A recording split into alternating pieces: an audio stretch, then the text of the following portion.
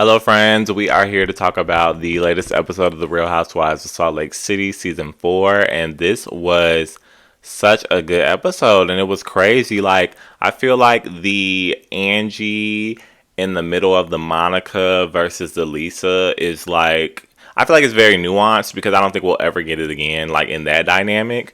But like that was legendary. Like I feel like this it was just amazing. It was great television. Like it just made sense. And I didn't see it coming. But let's get through this. So we start off with Monica and Angie. It's something I didn't expect to see either. Like a link up between them so they can, talk about their things or whatever, which I thought was good. And I really liked that Angie brought a gift for Monica, and it seemed like they were going to sit down and have a productive conversation because that just never happens on this show. So I was excited to see that. I did also like that Angie acknowledged that, she was sad about the way that, Monica left the party and everything that went down. And Monica says, she hates that it went so badly. So I like to feel that accountability on both sides from a human standpoint and from a TV standpoint, because it is nice to like cackle and kiki and see all the screaming, but it's just like, okay, ladies, like I don't want to keep watching this like show feeling like animosity, like oh my god, so and so is getting on my nerves all the time. Like let's show some like humanity, but also like I do still have notes, but we'll get into it. Monica is back. I just don't want to harp on it, but Monica's back with her story of I swear I told you because I was trying to be a friend. I still don't buy that, and I like that Angie gave some type of pushback, and she was like, but you did double down on it, as I hear from Lisa, because you said like there was this rumor that he was good in bed. So of course Angie, I won't say of course because I don't know that I expected her to deny it, but she denies it. Maybe she didn't remember, maybe, but she said she didn't say it. We get the flashback, and she did make the comment that she has boyfriends around town that like brag about the sex. So that was true. She goes further to say like she meant no harm towards Angie, and it really meant a lot to her to be at Angie's party and see this family aspect because her kids don't really get that. Of course I'm listening to it like because I have some trouble with Angie's stories. Not that I don't think they're true, but I do feel like she embellishes some things to her benefit. I talked about it in great detail before. Please refer back. But I'm listening and I'm understanding where she's coming from. I did like that she acknowledged that the shift in her family dynamic happened as a result of the affair, because typically it feels like she's just like, oh, woe is me, but she doesn't acknowledge that she kind of caused it. So I like that she at least did that this time. And it was nice to see like Angie get a chance to relate to her on the mom thing. Like, her mom, she lost her mom at a very young age, and she's relating that to the fact that Angie doesn't even have Monica doesn't have a good relationship with her mom. I liked this connection more than the one that happened with Heather, because again that one was a little bit like unclear to me. And ultimately Monica apologizes. She says for everything, so I'm gonna take that to mean for everything, and I appreciated that, and I'll give her notes on that one. We get Whitney and Lisa, and they are prepping for Whitney's daughter's party, who is so cute, and the theme sounds so cute. And basically she talks a little bit about not inviting Mary, which kind of takes us back to last week's episode when they had that terrible dinner or whatever that was supposed to be. So I'm remembering that, and she's like, because I just feel like Mary doesn't like me. Conversation doesn't go too far, so I'm wondering what's to come with that. It's also now giving Lisa basically the context that Monica was letting them know, that she had been in an abusive, well, she is in an abusive relationship with her mom, and all the difficulties that she spoke about when they did the like sledding and skiing thing. Lisa immediately calls BS, and her thing is she doesn't know anything about that, right? Like she hasn't gotten that information. She didn't have that conversation with Monica. Noted. However, what she does see is the way that Monica acted at the Easter party, and her opinion based on that is that Monica treats her mother poorly. And so she's feeling like Monica treats her mother poorly, but she's receiving the information from Whitney that Monica feels like her mother treats her poorly. So what she's saying is, that may be true. I don't know anything about that, but I also feel like Monica is a part of it. So you can be abused and also be an abuser. And I have to say that I agree with that. Not only because of the way that she phrased it, but also because I've been saying that since episode 1, or wherever we first started getting the tea on Monica and her mom's dynamic. I was having those same feelings, especially when the Easter thing came up.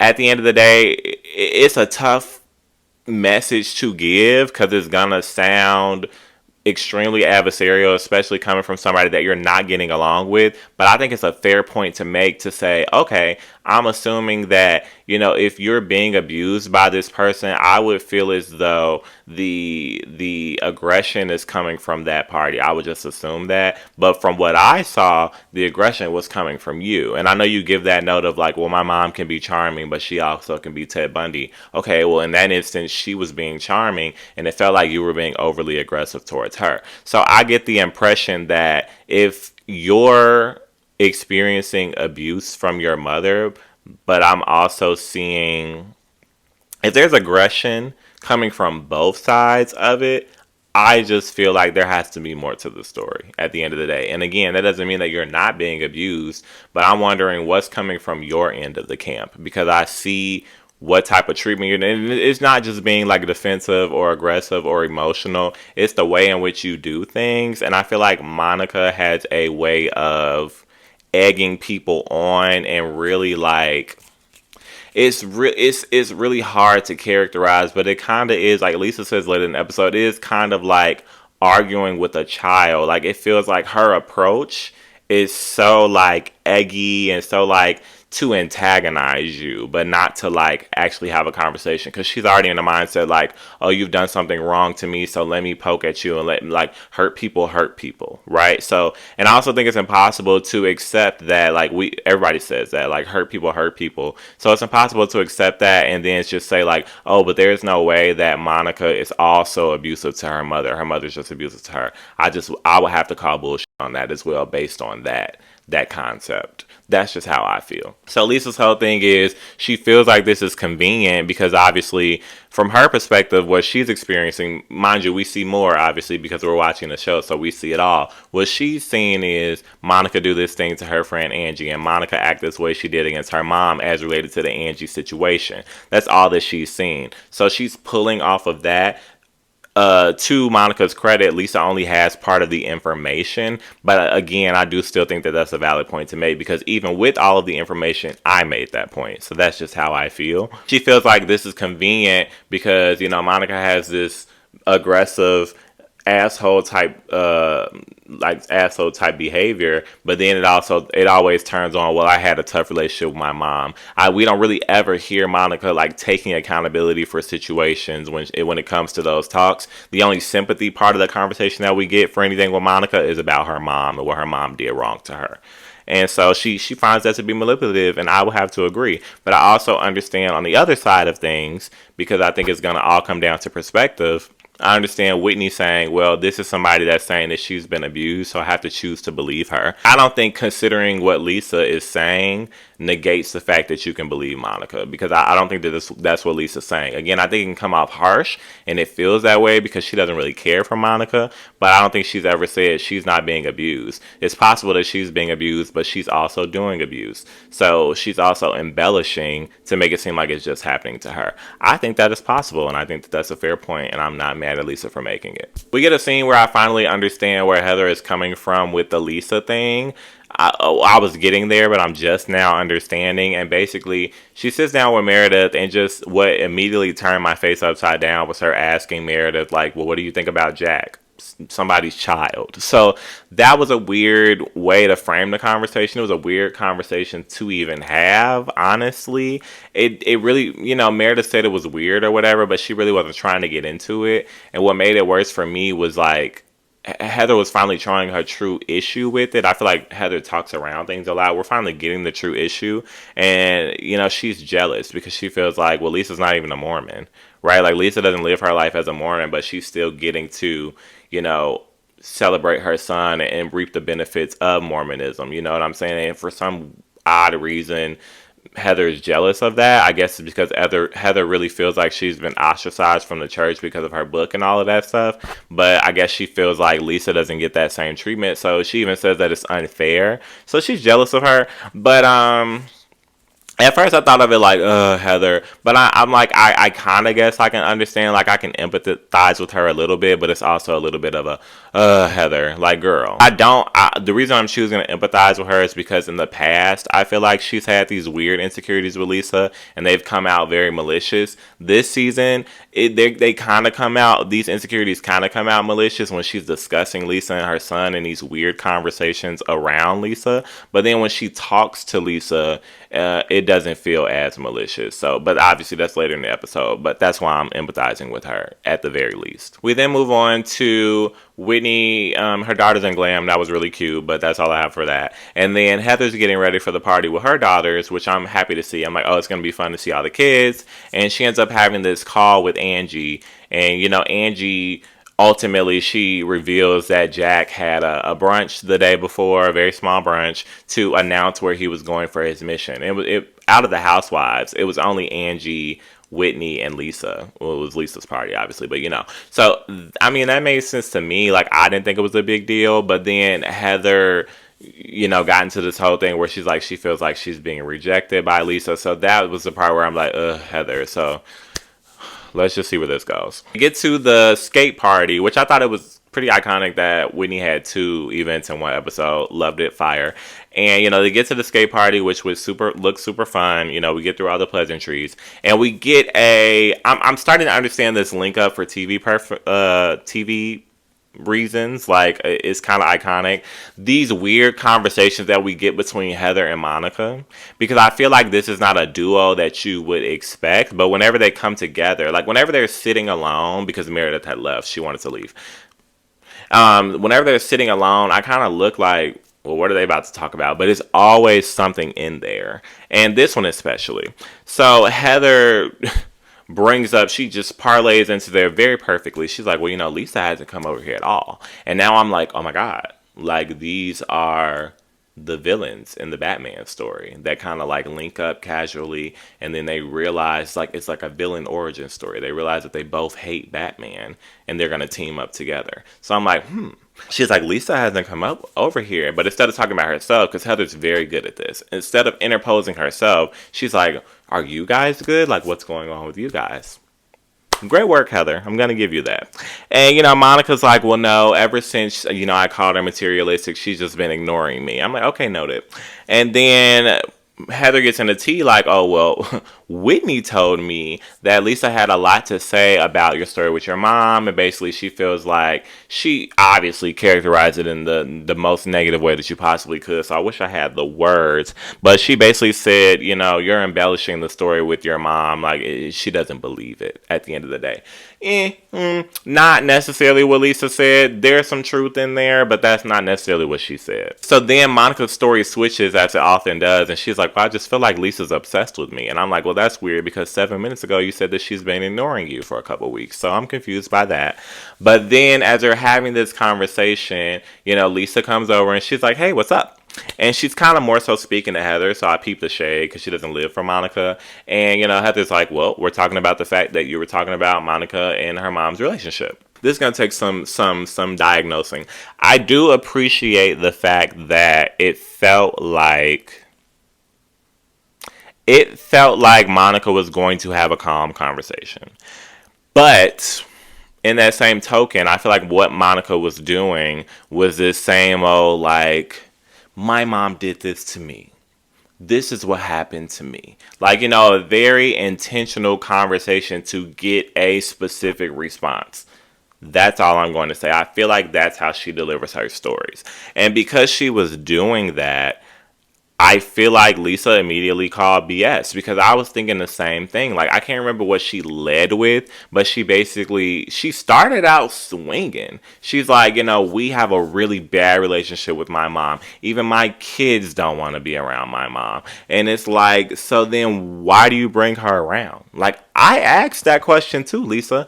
Why do you bring her around? And then Monica's like, well, our relationship's very up and down.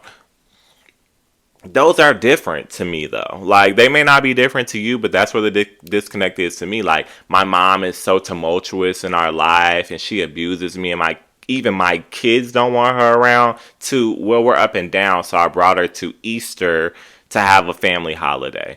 There's a disconnect there for me. So then in typical fashion, I just want people to watch. I feel like people know, because they're enjoying Monica on the show because it's entertaining, and I feel like people know, people pay attention, people are smart. So I want people to acknowledge that when having a conversation with Monica, if you make a valid point and Monica no longer has an argument against that point, she's going to start condescending and start throwing insults and start throwing jabs. So at this point in the conversation, once Lisa made that very valid point, and she was just letting her know, well, that's my discrepancy with it. Like the whole Easter thing is throwing me off. Monica's really more so just throwing jabs and not really trying to have a productive conversation. Red flag. So at that point, Lisa's like, I'm not gonna do this. Like, I'm just gonna get up. I'm gonna go. It is what it is. Monica's still kind of like throwing those jabs, in my opinion, trying to antagonize Lisa because she knows she's up under her skin now. Which I'll admit, she is up under her skin, but she's doing that on purpose to antagonize her because she had no further argument. Whereas I feel like Lisa is typically trying to stay on the topic and be in that argument, but Monica's using insults, and so Lisa's like, "Girl, whatever." But Monica is still trying to get in there. So Lisa's like, to another very extremely valid point, I feel like this is more of that behavior that's showing me that you may be an abuser as well. So I like that Lisa was calling it out, and she's like, maybe you're more like your mom than you think. Maybe you guys are exactly alike. Exactly. You know what I'm saying? Like, and I do, maybe part of Monica, again, hurt people hurt people. I'm going to have to say that. Like, it feels like Monica is hurt by her mother and she retaliates. At the end of the day, she gives me Marlo Hampton. Like, she bites because she's hurt. Like, doesn't take away from the fact that something was done to you, but you're also an asshole. So that's my opinion on Monica, and it's not letting up. I did like before the party ended that Lisa pulled Heather aside, because I feel like that's why she went over there in the first place. And she was, letting Heather know, I didn't invite you, but I don't want this to be a big deal, right? Because Angie had told, Lisa has, that basically she told Heather about the brunch that they had. And Lisa's like, damn, why did you tell her? But at the end of the day, Lisa's like, I don't want this to be a big deal. So I like that she, pulled Heather to the side and had that conversation with her. And again, I do like that Heather will always get her point across. Sometimes it does feel like a dog with a bone, but I like any type of conversation where each party can still say their side of it, not necessarily agree, but walk away with it, understanding each other's point. And I feel like Heather and Lisa do that all the time. And even in the middle of it, we got some relief, and Jack comes over and he speaks. And, I think they have a nice conversation about his mission, where he's going, where Heather went. I appreciated that. And then back to business. So I'm not mad at that at all. Even Heather, I have to give her points. Even at least she, again, a reason I have to empathize because it feels real. At least she tells Lisa to her face, like, it's not fair. Like, you're not even a real Mormon, but you still get to, reap the benefits. It's not fair. I like that she can share that, but I just hope, like I feel like it always does with Heather and Lisa, I just hope Heather doesn't take that insecurity and that feeling and start acting weird towards Lisa, because she does that a lot. If she could just be open and honest with Lisa and express that with her and just kind of coexist, I think they will be able to get along just fine. Heather walks away from it, acknowledging, which again, I hope it sticks, but she's basically saying, even though I don't agree with what's going on, I can still be supportive of Lisa and her son. And literally that's it. Like, at the end of the day, if you want to have a relationship with her, you want to be cool with her, leave it alone. It was nice being able to see Lisa and John's bedroom for the first time. I feel like you could tell with their house that it's been, under construction throughout the years, so you've never really seen everything. But you start to see little more pieces. Like last season, I feel like they filmed in their living room a lot because it was finally done. And that's no tea, no shade. I feel like it's really nice. So I feel like they had a really nice bedroom. And we get an interesting take here that makes me go, when it comes to the Lisa thing. Because basically, again, she's not getting all of the pieces, right? She's only gotten the little pieces when they do link ups as it pertains to the Angie and Monica thing. So she hasn't really gotten the connection of what has happened, what is going on. And so she's letting John know that I think that she feels some type of way because now she has this heat with Monica, but she feels like she only has this tension with Monica because of the Angie thing, because she had Angie's back. But now it seems like Angie is so buddy-buddy with Monica, so it's weird. So I can understand that, but that's what makes me like, because you're missing a vital piece, right? And you really need to know that, like, they decided to squash it at the end of the day. Like, points were made, and I do feel like Monica was being messy, but they had a conversation, and a good conversation, and they're getting over it. That's a crazy point that Lisa is missing. It was really, really cute seeing Heather get her daughter ready for prom. Not many notes on that, but it was cute. So we get to Whitney's second event of the episode. And, Ange comes in and she is just like attempting to talk to Lisa, but Lisa's already fired up, right? As we talked about, she had that conversation with John, and she feels like Angie is not being, honest with her. So I will say here is another when it comes to it, because I could just tell in Angie's voice and her approach, because I really like the way that she communicates. I could tell that she was coming to let Lisa know, like, hey, I had a conversation with Monica, like this is too much. But I feel like Angie was not, because Lisa also has a thing with Monica because of the ring thing. So there is history there before the Ange thing. So I feel like she's not trying to take away from Lisa's feelings, but also let her know my part in it is good, sis. Pay it. But Lisa is just like, no, girl, like you told me that you were not rocking with her and now you're rocking with her. So Lisa's not listening. And that's something that I hate. Like when Lisa gets upset, she just does not listen. And again, she's missing a very vital point to this story. So I do appreciate Angie's approach, but I wish it would have been a little bit more aggressive, because she's just not trying to let her know, like, girl, you know what I'm saying? It is what it is. It's done. It's paid. She wants to first lead with, like, you have a point. Like, I understand Monica was wrong, but, and then when she gets to that but, she's already cut off. So Lisa's still missing this information, and she's fired up by the time Monica even gets there. But I do think, even aside from that piece that she's missing, what unfortunately another thing, the only piece that did get in is something that we've already discussed, and Angie brings up the fact, of the abuse thing, and she's like, the context of the abuse thing really is a huge issue, and Monica was clear that her problem is she feels like you're saying she's embellishing it, like she's making it up. And I understand Lisa's point. Lisa's saying it has nothing to do with the abuse thing. What I saw, she's like, I don't know anything about that. What I saw was the way that she treated her mother, and what she's not including is the way that Monica acted with her and the way that Monica acted with Angie. So she already feels like Monica does these nasty asshole types of things. Valid point. But Angie is also trying to say, but there's still context there of the abuse. And I think Lisa is just being so defensive because she's like, I'm not trying to negate the fact that this girl was abused. She's not saying it the way she should be because she's being defensive and she's upset, but that's why she's upset. Because she's like, I don't want anybody to think, this is what I think, this is my assumption. She doesn't want anybody to think that she's trying to take away from that, but she's also like, but I'm making a valid point. And she's getting upset with Angie because he's like, Angie, you were just beefing with this girl. You already know. So it's like, why are you even trying to add the context in there? Like, that has nothing to do with it.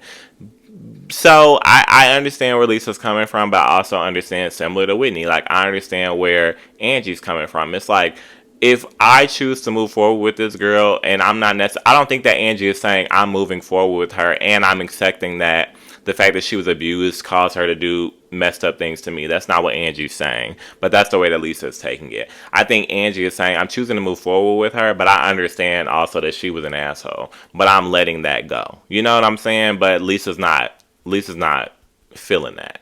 So, when Monica comes in, Angie's turned up already from this conversation with Lisa, and she does bring it up to Monica to Monica's credit, because she's like, I've been here for 5 minutes and it's already coming at me. And Angie's just like, I feel like I'm just in the middle of this. So I feel like Angie's asking Monica to just have a conversation with Lisa. I don't know.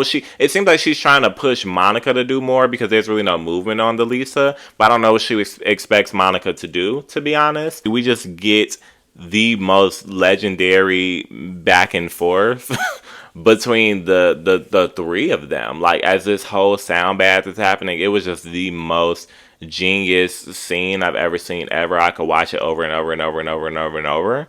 And, I feel like they both were getting jabs in. They both were reading. They both were saying what they had to say. And for TV's sake, it was just fantastic. Just like chef's kiss.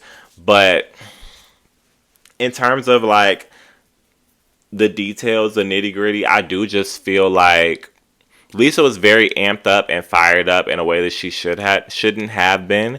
But I feel like she did not go for Monica first. I feel like Monica went for her, and Monica was immediately like, I know how to get at this lady because I've done it before. I just saw it at the skate party the other day. So she's immediately throwing jabs that she knows is going to upset Lisa. Like, you see in her actions, she's like, you're so bothered by me. Like, she's living for that. So she's doing it on purpose to antagonize her. And Lisa is already fired up. So she's responding to it worse than she typically would.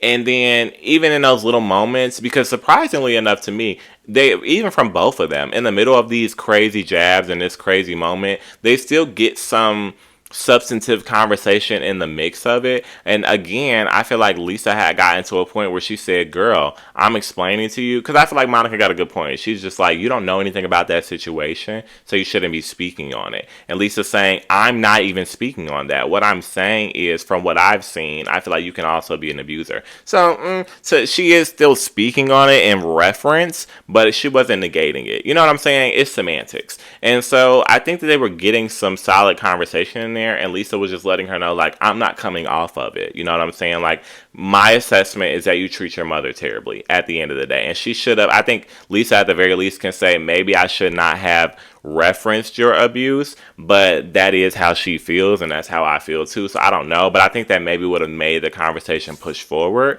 But I think Lisa made the point of, girl, I'm not moving up off of it. Like, I think you treat your mother poorly. Like, it is what it is. And from that point, Monica starts with the insults again and calling her old and talking about her appearance and blah, blah, blah, blah. So then, of course, it gets worse, you know, and that, like Lisa says at the end of the episode when she's explaining it to Whitney, she's like, it's like arguing with your child, but worse. And it is, because at the end of the day, like, let's stay on the topic. And I think that they both have extremely valid points, and I don't think that either has to agree with the other, but I think that they both can take something from each other's argument. That's just my opinion. So, but I thought it was fantastic.